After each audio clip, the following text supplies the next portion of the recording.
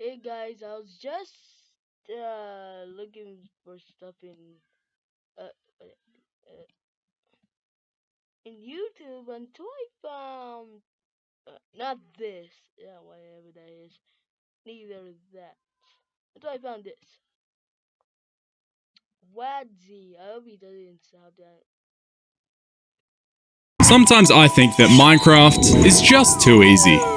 And that's because as long as you have a lot of food, you practically have unlimited hearts, and any damage you take can be quickly reversed. But what if that wasn't the case? What if you only had the 10 hearts you start the game with, and anytime you took damage, it was permanent, meaning any hearts lost would be lost forever? Will I be able to beat the game like this, or will I have to admit that maybe Minecraft isn't so easy?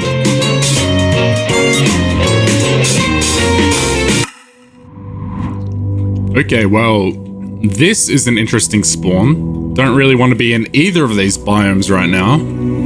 So, first things first, I do not want to be underground yet. The fact I'm hearing skeletons already, terrifying. Get me out of here. And so, like every great Minecraft journey, it all begins here, on the surface. By far the safest place I can be in this challenge, because as long as it remains daytime, the only real danger I face is probably fall damage, which means our first objectives here are to acquire a bed, but also get as equipped as possible to head underground and face some real danger. Oh my, that's a creeper. Why? Why? It's daytime. I should not be under threat already. I don't like where I am. You know what? I'm just gonna get out of here. Now, obviously food is a lot less important in this challenge because I can't use it to regenerate, but I still need to have some source of food so I don't starve and take damage that way, so that's something to think about as well. Shortly after hopping in my boat, I managed to stumble across a village, but as you're about to see, it was anything but ideal. Oh, whoa. Okay, this is the best village house ever made. I have to say, this is one of the most precarious villages of all time. I mean, so many places I can take fall damage around here. All these buildings generated in the weirdest ways possible. Like, what is this, man? How am I meant to get around here without taking fall damage? Okay, well, I was hoping to find iron in this village, but no such luck. At the very least, we've found beds, and I might just take one, because I don't know if I want to stick around here. So no iron, but we do have a map. So, yeah, cool, that's pretty useless. And so I said goodbye to this disappointing village and I carried on exploring, hoping to find some iron. Whoa. Okay, this looks kind of nuts. Let's not take full damage here. Look, at the very least, I will use this to get some free coal, but I don't know how far I want to go into this cave right now. Is there any free iron I can snag here before it gets too dangerous? I don't see any iron. Huh, this might have to be an adventure for another day. Oh, also, it's slowly turning nighttime, so we can thank the village for our bed. Part of me did wonder if I was playing this too safe. However, I was currently naked, and with 0 armor, I was at risk of taking up to 3.5 hearts of damage from a regular skeleton. And with only 10 hearts to beat the entire game, that wasn't a price I was willing to pay. Fortunately though, waiting for me just over the horizon was unexpectedly exactly what I was looking for. Wow. That is potentially the best mountain I have ever seen in Minecraft. That is actually insanity. And to go along with it, we've found a ruined portal. Silk Touch Hoe. Is there anything I can do with that? Maybe. Got our first bit of armor as well, and a tiny bit of iron. Okay, well, thanks to the ruined portal, we at the very least have a shield now. So maybe we can head underground. And let's just take a moment to appreciate this a little longer. Wow, that's actually amazing. Wait, I see iron in this mountain. The mountain is our savior. Okay, one problem. I'm so terrified of powdered snow. Okay, safe. And that looks the same as that. Which looks the same as that. That's powdered snow. Okay, I see the difference. In case you aren't familiar with powdered snow, it's a block that you can fall into and will eventually cause you to take damage from cold. However, you can just break the block, so I was being very dramatic, but I wasn't taking any chances. I carefully scaled this entire mountain, avoiding all the powdered snow and mining all of its iron, and I found a lot of it. And I was even lucky enough to find some other things along the way. Whoa, emerald. It's not that crazy, but still pretty cool. My very first emerald. And more iron. Alright, well after a long while, all my iron is now smelted and I can fully equip myself with everything I'm gonna need, including a bucket, a flint and steel, and full iron armor. Thanks to the mountain, we had made a significant improvement to our defenses, and with these upgrades, the damage we would take from mobs was greatly decreased, meaning I was now feeling prepared to head underground. So to show my appreciation, I left my mark before having to part ways with the mountain for the rest of this journey.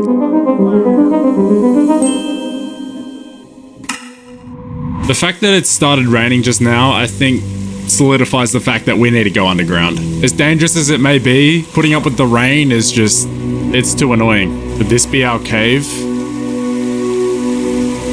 Oh, that's just too dangerous though, isn't it? As much as I wanted to fearlessly jump straight into danger, I decided to take the safer route down for my first time heading underground. This is where the challenge really begins, because it doesn't matter how many times I sleep in a bed, down here, there's no avoiding the mobs. Found another cave. And we've got our... Not a skeleton. No, not a skeleton. Gonna have to be fearless at some point, but that point is not right now. Our first monster slain. The skeleton is worrying me. I think skeletons are the mob I'm most scared of. They're just so hard to avoid taking damage from, man. Alright, shield. Nice. Just shield at all costs. Okay. Okay. We're fine. We're fine. We're fine. Oh my god. You need to have this shield up at like all moments. Alright, shield. As long as I am tactical and careful, this shouldn't be a problem. I hear zombie. Okay. Why is there two? Why is there two? Oh, I don't like that there's two. Okay, just remember, use your shield. Use your shield. My first time underground, I managed to collect a bunch of useful resources. However, I didn't find diamonds. And since I ran out of wood to make torches, oh, I've got no wood. I thought it would be best to retreat to the surface and try a different cave later. Okay, spider, please don't hurt me. Oh, the sheep, get out of my way. Nice. Also, this may seem a bit extreme, but I thought of it earlier while killing cows, and I think having an emergency bucket of milk, in case I get poisoned, seems like a really strong strategy. After grabbing some more wood and food, I tried heading straight back underground, but I think some caves are best left alone. 2, 3, 4, 5 skeletons. 5 skeletons is just insane, man. At some point, I'm gonna have to stop being a coward, but 5 skeletons just does not seem worth it. And so I got in my boat and I kept exploring until I'd find a much more approachable cave. Okay, this is interesting. I'm going down here and I am not leaving until I've got my diamonds.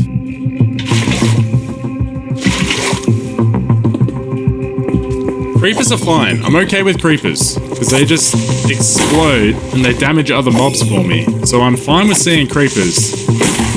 But skeletons are the real enemy. That skeleton better not aggro me. They're not that hard to deal with, but if there's other mobs around, it's insanely dangerous. This could be... Okay, it's zombies, that's fine.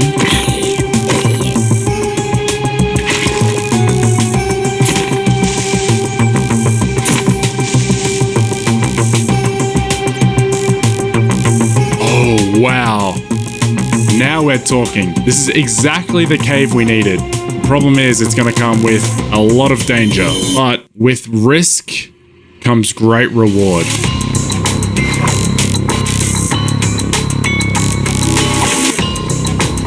Uh-oh. See, that's the problem. Okay. Finally, we've secured our very first diamond. Oh gosh. Dude, I don't know if I can do this, man. There's just so many mobs.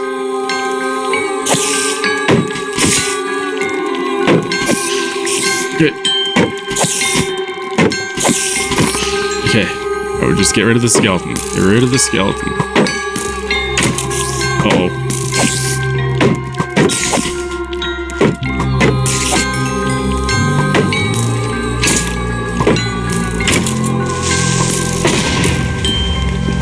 Why is it backing away?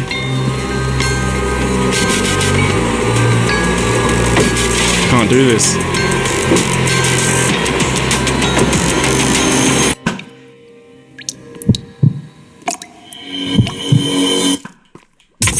No way! Are you kidding me? I had my shield up. I was so careful, man. 1.5 hearts damage too. That's insane.